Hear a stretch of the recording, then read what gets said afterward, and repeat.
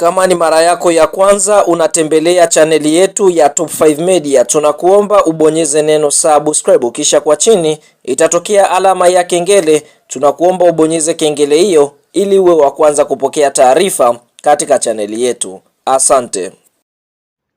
Yes bwana, moja kati ya mchezo mkubwa wa ligi kuu ya NBC, mechi ya mzunguko wa kwanza ambao umetoka kuitazama kutokea Ruangwa Lindi, ni mchezo ambao umetoka kuikutanisha klabu ya soka ya Yanga Sports Club wakiwa wageni dhidi ya kikosi cha timu ya soka ya Namungo ambao ndio ambao walikuwa wenyeji katika mchezo huu wa mzunguko wa kwanza ligi kuu ya NBC. Mchezo kati ya kikosi cha timu ya soka ya Namungo dhidi ya kikosi cha timu ya soka Yanga ulikuwa ni wa kuvutia sana, hususan katika kipindi cha kwanza na kipindi cha pili. Hii ni mara baada ya burudani safi kutoka kwa kikosi cha timu ya soka ya Namungo Football Club.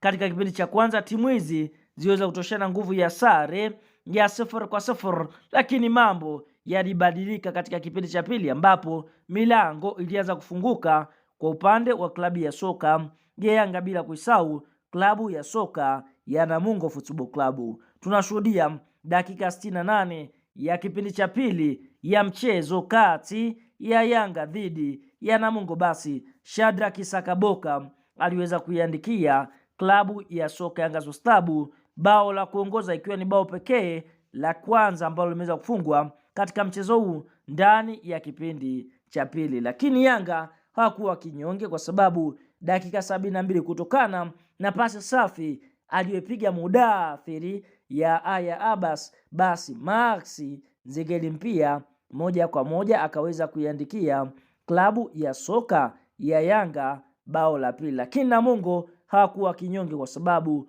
waliendelea kulisakama lango la klabu ya soka ya Yanga, na ndipo dakika ya 76 kupitia kwa mchezaji Albert Lukindo akaweza kuiandikia klabu ya soka ya Namungo bao la kufutia machozi.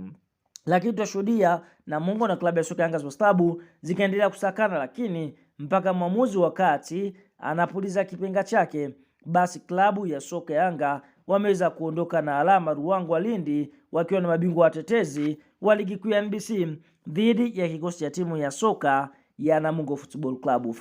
Katika mchezo huu mara baada ya kumalizika, kwa sasa Yanga wapo nafasi ya pili wakiwa wamecheza mchezo mmoja pekee. Basi mchezo huu wameweza kushinda wakiwa na faida ya mabao mawili, kwa wakiruhusu bao moja na alama zao 3 katika nafasi ya pili. Lakini Namungo ambao wametoka kupoteza, wao wapo nafasi ya 13 wakiwa wamecheza mchezo mmoja, wameupoteza wakiwa na alama 0. Kondo hivyo Yanga ameweza kuanza kampeni yake ya kuweza kulisaka taji la ligi kuu ya NBC kwa mara ya 6 mfululizo. Kabla ya kuendelea mbali, tuambie neno la comment mara baada ya mchezo huu kumalizika. Je, katika mchezo wa Yanga dhidi ya Namungo, je, ni mchezaji gani ambaye umeweza kuvutiwa na kiwango ambacho ameweza kukionyesha katika mchezo huu wa leo kati ya Yanga dhidi ya Namungo Football Club?